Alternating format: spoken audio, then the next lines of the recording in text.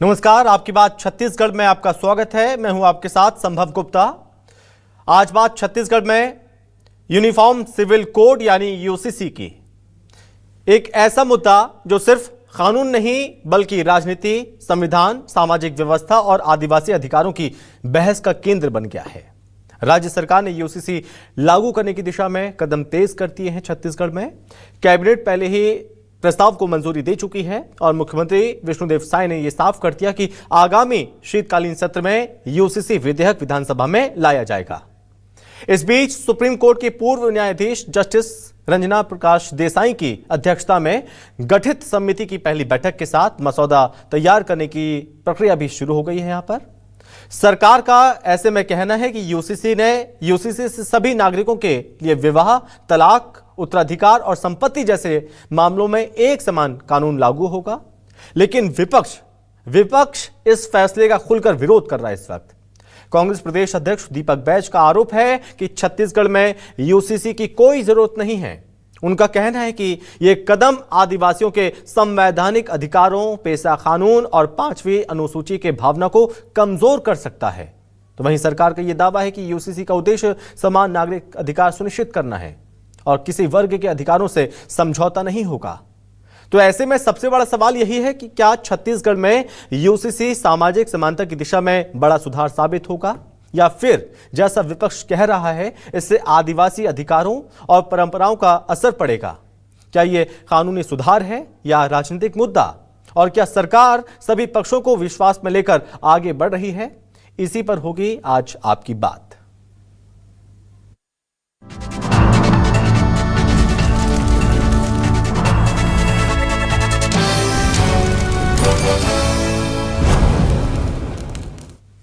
तो सरकार की कोशिश है कि छत्तीसगढ़ में जल्द से जल्द यूसीसी लागू करा लिया जाए, और ऐसे में यूसीसी को लेकर प्रदेश की जनता का क्या रुख है, क्या कहना है, वो सुनते हैं। सबसे पहले यूसीसी का जो नियम जो लागू होने वाला है, इसमें पहले तो परेशानी होता था सबको। अब डायरेक्ट उनकी बात एक टीम के जरिए सरकार तक डायरेक्ट पहुंचेगा, जिससे लोगों को काफी हद तक राहत मिलेगा। इसको तो एक अच्छी पहल मानता हूं सरकार की ओर से। ज्यादातर बीजेपी शासित राज्यों में इसे लागू किया जा रहा है। ना हिंदू, ना मुस्लिम, ना सिख, ना ईसाई, सभी के लिए एक समान कानून होगा और जो भी कानून के अनुरूप जो भी प्रावधान होंगे वो सभी पे एक साथ एक समान लागू होगा। यूसीसी के अपने फायदे हैं, हालांकि कम्युनल डिस्प्यूट बढ़े हैं, लेकिन यूसीसी होने से एक चीज अच्छा है कि सबके लिए एक जैसे कानून रहेंगे हमारे। तो यूसीसी के आने के पास के अध्ययन करने के बाद उसकी गुणवत्ता के आधार पर इसको लागू करना चाहिए। बहुत जल्दी में सरकार क्रेडिट लेने के काम नहीं करना चाहिए। यूसीसी अगर लाया जाता है तो ये देश के हित में होगा। एक जैसा कानून अगर बनता है तो मैं समझता हूँ कि ये देश के हित में होगा। एक समान कानून सबके लागू होंगे और जैसा कि समाचार पत्र और अन्य जगह से जानकारी मिली कि इसे शीतकालीन सत्र में लाने का प्रयास किया जाएगा। बहुत अच्छा प्रयास है ये। तो प्रदेश की कुछ जनता इसे अच्छा प्रयास बता रही है और माना जा रहा है कि इसे जल्द से जल्द लागू किया जाना चाहिए। और ऐसे में छत्तीसगढ़ के मुख्यमंत्री विष्णुदेव साय ने क्या कहा, आप वो सुनिए। और क्या आरोप कांग्रेस की ओर से लगाया जा रहा है, दीपक बैज ने क्या कहा, आपको वो सुनाते हैं। छत्तीसगढ़ में भी यूसीसी लागू होगा और इसके लिए डॉक्टर देसाई की अध्यक्षता में कमेटी बनी है और हमको लगता है कि आने वाले शीतकालीन सत्र में हम लोग भी यहाँ पर यूसीसी पास करा लेंगे। छत्तीसगढ़ में यूसीसी लगाने की कोई भी आवश्यकता नहीं है और यूसीसी लागू कर आप आदिवासियों के जल जंगल जमीन से बेदखल करना चाहते हैं। यूसीसी लागू कर आप अपने चहेते उद्योगपतियों के खनिज संसाधन के लिए रास्ता खोलना चाह रहे हैं और छत्तीसगढ़ में यूसीसी की बिल्कुल भी आवश्यकता नहीं है। ये यूसीसी छत्तीसगढ़ में अपने चहेते उद्योगपतियों के लिए ये दरवाजा खोलने के लिए यूसीसी लागू किया जा रहा है ताकि आदिवासियों के हित, अधिकार और संरक्षण से उन्हें बेदखल किया जा सके। तो यहाँ पर हित, अधिकार आदिवासियों के उससे जोड़ा है कांग्रेस ने। और ऐसे में आज के सवाल क्या है, इस पर नजर डालते हैं। आज के सवाल हैं, छत्तीसगढ़ में भी लागू होगा यूसीसी, कानून बनने पर व्यवस्था कैसी होगी? मुस्लिम समाज को यूसीसी नागवार, सभी वर्गों को साथ ला पाएगी सरकार? कांग्रेस बोली अनेकता में एकता की भावना को खतरा, तो बीजेपी बोली एक देश में एक कानून ही चलेगा। छत्तीसगढ़ में यूसीसी के दायरे में तो नहीं आ जाएंगे आदिवासी। नेताओं की घोषणा पर कोई भरोसा करता क्यों नहीं, ये अहम सवाल है। आज मेहमान भी हमारे साथ जुड़ रहे हैं, उनसे भी परिचय आपका कराते हैं, बातचीत करेंगे। इस पर बातचीत करने के लिए हमारे साथ मेहमान जुड़ गए हैं। पूर्व विधायक हैं बीजेपी से रजनीश सिंह हमारे साथ जुड़ रहे हैं। रजनीश जी बहुत स्वागत है आपका। सुरेंद्र शर्मा है कांग्रेस प्रवक्ता, सुरेंद्र जी बहुत स्वागत है आपका। वरिष्ठ पत्रकार हमें ज्वाइन कर रहे हैं अनिल द्विवेदी जी हैं, अनिल जी बहुत स्वागत है आपका। सबसे पहले रजनीश जी, इतनी जल्दबाजी क्यों? कांग्रेस कह रही है कि आदिवासियों का प्रदेश है, उनके हक हैं उनका हनन क्यों किया जाएगा? इसको लेकर गंभीर आरोप कांग्रेस की ओर से लगाए जा रहे हैं आप पर। देखिए संभव जी, कांग्रेस को इसमें क्या जल्दबाजी लग रहा है? ये तो 60 साल में इनको कम समय लगता है। अभी तो ड्राफ्ट तैयार करने के लिए आज पहले बैठक हुई और उस कमेटी में कौन कौन है? सुप्रीम कोर्ट के रिटायर्ड जज हैं, हमारे बड़े प्रतिष्ठित वकील हैं, बड़े आईएएस अधिकारी हैं और भी समाज क्षेत्र से जुड़े ऐसे प्रतिष्ठित लोग हैं जो ड्राफ्ट तैयार कर सरकार को सौंपेंगे और सरकार उसमें अध्ययन करने के बाद फिर उसको सत्र में प्रस्तुत करेगी। अभी जो माननीय मुख्यमंत्री जी ने कहा है कि हम शीतकालीन सत्र में इसको करेंगे। 5 महीने 6 महीने का है अभी समय। इनके पास 35-36 विधायक हैं, वो वहां पर जो उसमें बात रखना है रख सकते हैं। इनको क्या चीज, इनको तो लगता है हर काम 10 साल तक रुका रहे, अटकाना लटकाना भटकाना। तो आखिर इनकी आपत्ति है क्या? वो जो विषय बोलते हैं इनके पास कोई विषय तो है नहीं कि इसको बताएं। और ये तो देश के सेना का आधुनिकीकरण का विरोध कर रहे हैं। यदि हमारे वैज्ञानिक कोई नई चीज इजाद करते हैं उसका विरोध कर रहे हैं, राम मंदिर का विरोध कर रहे हैं, धारा 370 का विरोध कर रहे हैं, 3 तलाक का विरोध कर रहे हैं। तो कांग्रेस तो अराजकता के माहौल में है, वो तो उनका काम ही है विरोध करना। मैं संभव जी एक बात आपके इस प्रतिष्ठित चैनल पर कहना चाहता हूं कि 4 राज्यों में देश की यूसीसी लागू हुआ है, छत्तीसगढ़ में भी ये प्रयास हो रहा है और इसका छत्तीसगढ़ के 2.5 करोड़ 3 करोड़ जो हमारे भाई बहन हैं सबका इसमें अच्छा होने वाला है। डॉक्टर भीमराव अंबेडकर जी की जो बात करके संविधान की कॉपी लेके घूमते हैं, तो संविधान के हिसाब से ही हर व्यक्ति का, हर नागरिक का।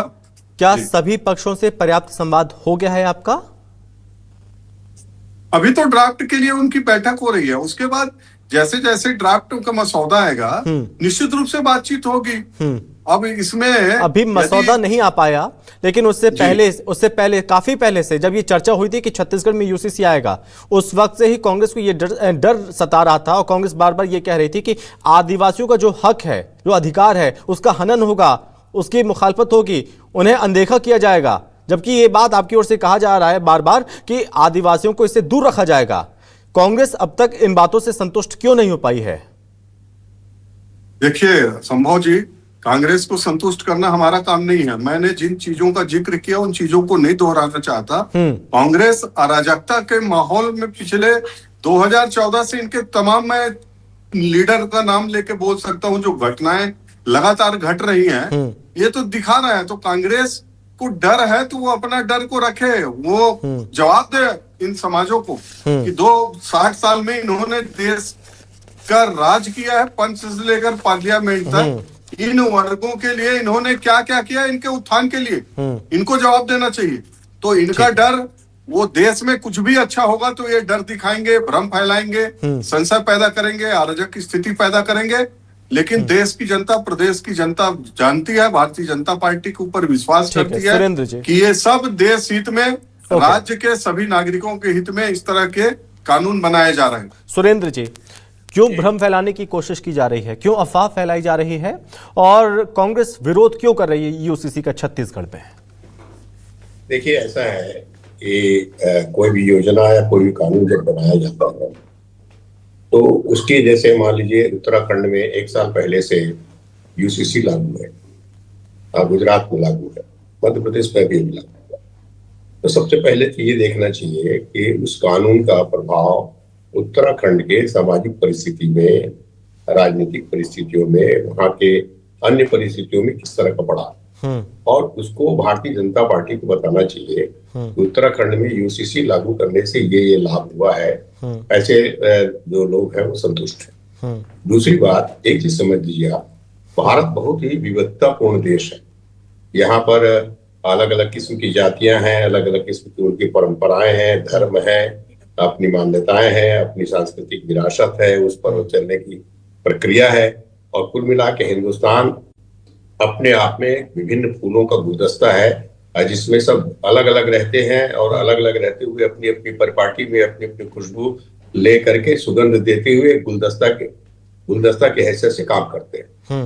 ऐसी परिस्थिति में भारतीय जनता पार्टी जो यूसीसी लाने का प्रयास कर रही है, बात दरअसल ये है कि भारतीय जनता पार्टी के जो भी प्रयास होते हैं वो राजनीतिक होते हैं, चुनाव जीतने की नीयत से होते हैं। उसमें जनता के हित को प्राथमिकता नहीं दी जाती। पिछले 14 वर्षों में हमने लगातार देखा है कि उन्होंने लोगों की भावनाओं का, लोगों की देशभक्ति का, लोगों की निष्ठा का, लोगों की सारी भावनाओं का इस्तेमाल अपनी राजनीतिक दृष्टि से किया है। आज जब छत्तीसगढ़ में आप देख रहे हैं पूरे देश में चढ़ावा चोरी का मुद्दा फैल रहा है, उसके अलावा जो नीट के मामले में पूरे देश में हाहाकार मचा हुआ है, छत्तीसगढ़ में कानून व्यवस्था की स्थिति इतनी लचर है, रोज आए दिन चाकूबाजी हो रहा है, नशे का व्यापार बढ़ रहा है, किसान जब फर्टिलाइजर लेने जा रहे हैं तो उनके सामने अलग संकट की स्थिति है। ऐसी परिस्थिति में लोगों का ध्यान भटकाने के लिए भारतीय जनता पार्टी बिल लाने का प्रयास कर रही है। ठीक है सुरेंद्र जी, ये बताइए, आपने गुजरात का भी जिक्र किया, आपने उत्तराखंड का भी जिक्र किया। हाँ, हालांकि इससे पहले अध्ययन जरूर किया हो गया होगा कि वहां पर क्या लाभ हो सकते हैं, लेकिन उत्तराखंड और गुजरात को अलग वैसे रखकर देखें तो यहाँ की परिस्थितियां एकदम अलग हैं। नहीं, निश्चित रूप से अब यहाँ पर 32% आबादी आदिवासियों की।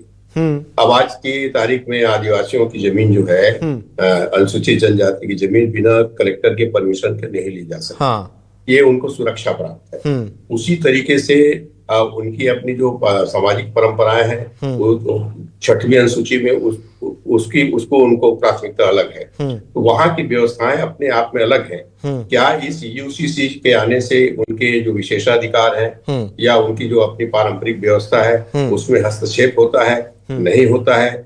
इस यूसीसी के आने से तमाम वर्ग में किसके जीवन में कितना प्रभाव पड़ेगा, इन सारी चीजों का खुलासा होना चाहिए, जनता से बात करनी चाहिए, लोगों से बात करनी चाहिए। और इन सारी बातों को जब खुलासा करके जब ड्राफ्ट लाएंगे तब हम फाइनल बताएंगे कि इसका विरोध करेंगे, समर्थन करेंगे। मगर अभी जो भारतीय जनता पार्टी के जो कैरेक्टर है उसको देखते हुए हमारे मन में शंका है, इसलिए हम विरोध करें। ठीक है,